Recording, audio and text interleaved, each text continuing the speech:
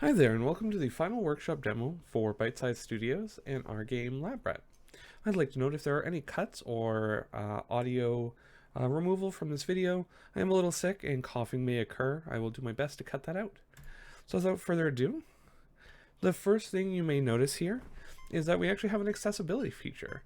As we have a horror game, there may be content that disturbs some people, so we want to make sure to communicate that this is here and it might bother somebody, as well as the flashing lights that are present in our game. We don't want anybody to have any ill effects. We also mention here about our large font, another accessibility feature. So we're going to say that we're ready. Let's go into the main menu here just for a quick second. So from the menu, you can get to the tutorial or the main game, as well as our options. Here we can turn down the volume. Let's say the game might be just a little too loud for us. This is a good option to kind of lower that down. And if we need our larger text font size, we can do that right here. This is mentioned in UI UX when we were discussing accessibility features, which also came up in Game Design Theory 1. So let's head over to the tutorial zone. Now the tutorial zone, as you can see here, after getting a recommendation from your former employer, you begin a journey in a new cosmetic company. I won't read everything here, but I will leave it on the screen in case you would like to read it. The important part is push Z to interact and X to sprint. We as well have Z to close, just making sure the player is clear. And then an NPC starts talking to us. We're glad to have us on our team. Go ahead and grab the box on the floor. It has some toner. Pressing Z will let us interact. And if we're in a hurry, press X. So, in case we missed it, those are all there. This entire area is hoping to act as a skill gate. So for players, it's making sure that they understand the basics. How to move, how to interact, how to sprint. So let's go over to the box that you mentioned. Okay, we pick up the box. We should probably bring it to the printer. So just so that the player doesn't go too far, too fast, we do have areas locked off, inaccessible to the player to make sure that they don't go out of bounds. Well, let's talk to this NPC. Oh, it's nice to meet you. So our NPCs are interactable. And they have dialogue with them. That's kind of a storytelling design aspect. Something that was in both Stories, Quests, and Missions, as well as level design too. Some environmental storytelling with the office here. Alrighty, let's go up to the printer. We're going to place that toner cartridge in. And you know what, why don't we pick up these papers? Perfect. We grab the important files, and we leave all the other loose papers. We're not here to do everything. And we'll put them in the cabinet. Ooh, I'm just going to move to the cabinet here. Perfect. We place them in alphabetical order. Alright, what do we do now?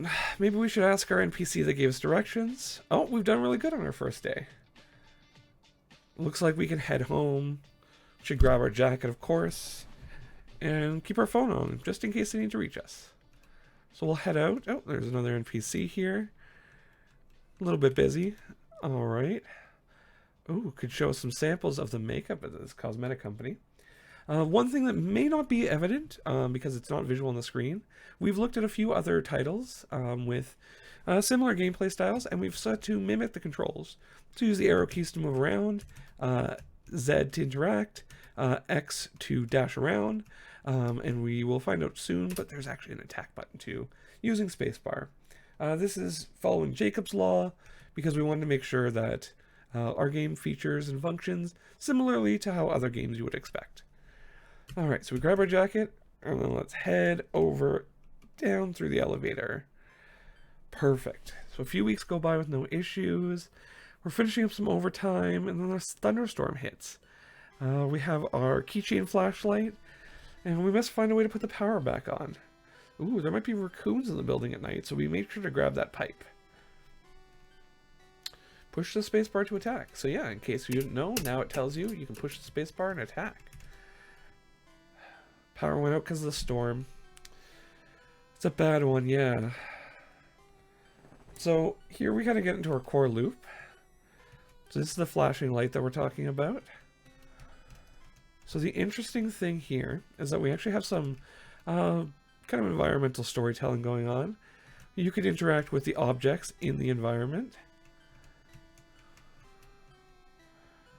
Wonder what they were searching.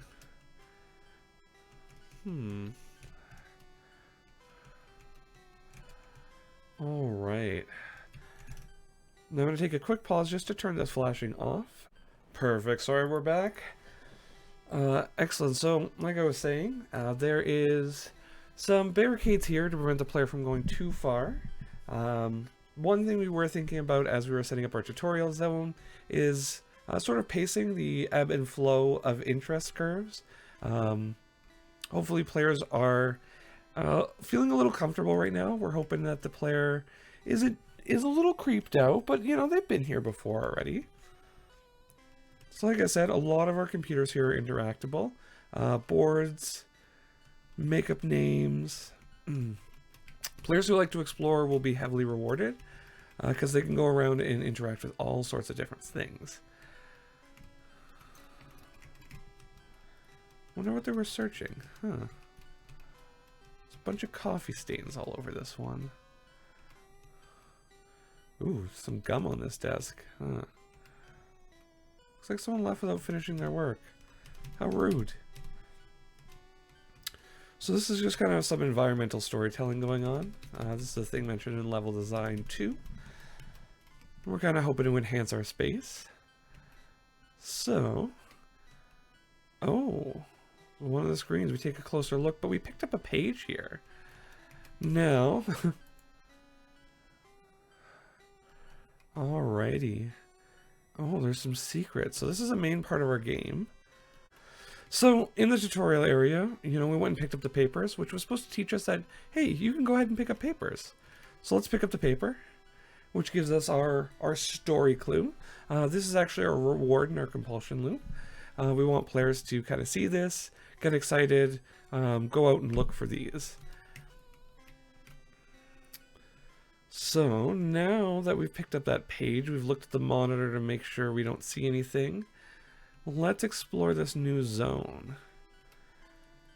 I don't think we should go this way quite yet.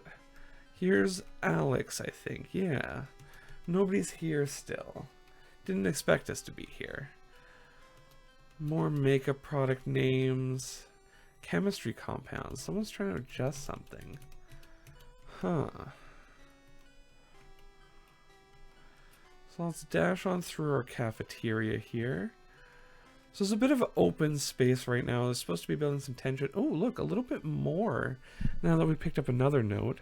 I'll leave this on the screen for you to read, but for brevity's sake, I'm going to continue through.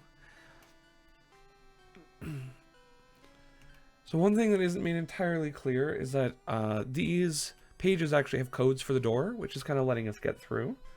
The doors are actually set up to be locked until the pages are collected. We want the player to make sure they experience our story in full, and we don't want them to proceed to the very end and have missed all of that story. So this is a bathroom here. We probably shouldn't go in, but look, there's some more papers here. Little bit more information. What's going on here? So it's just trying to build intrigue, some mystery with the player. What exactly is happening? And this entire area is, oh, a little too, oh, I gotta run.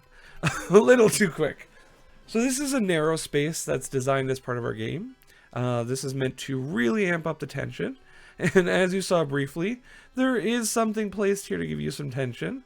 And it is, oh, an enemy. Oh gosh, oh gosh. So we can sneak past the enemy here.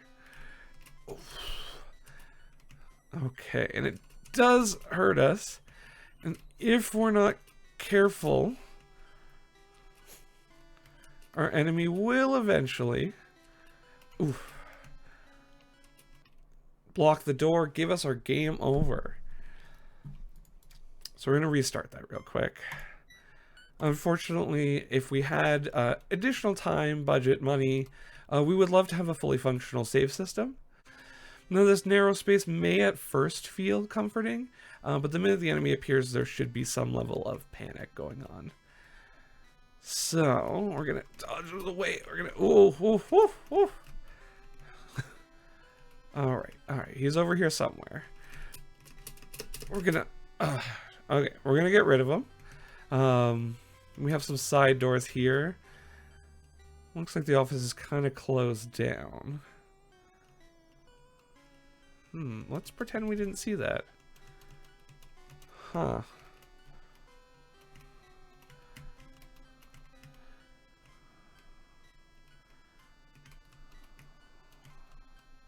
Just a bunch of boring reports.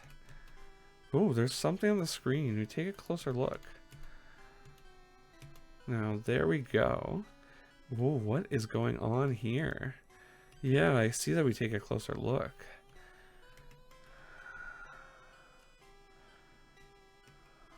Alrighty. Oh, some more papers for us to pick up. Huh, a lot of things going on here. I'm gonna move that down. Whoa, there's something on the screen here too. What is happening at this place?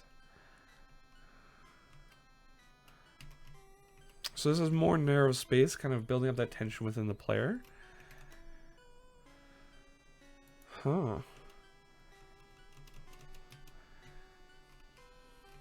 So unfortunately, I did have a bit of an error there on my side. That was our final clue, and then we head on in. This would be the location of our final save point as we head into the boss area. Wasn't expecting anyone to be back. Oh no, we messed up the experiment. Oh, and this is the reveal.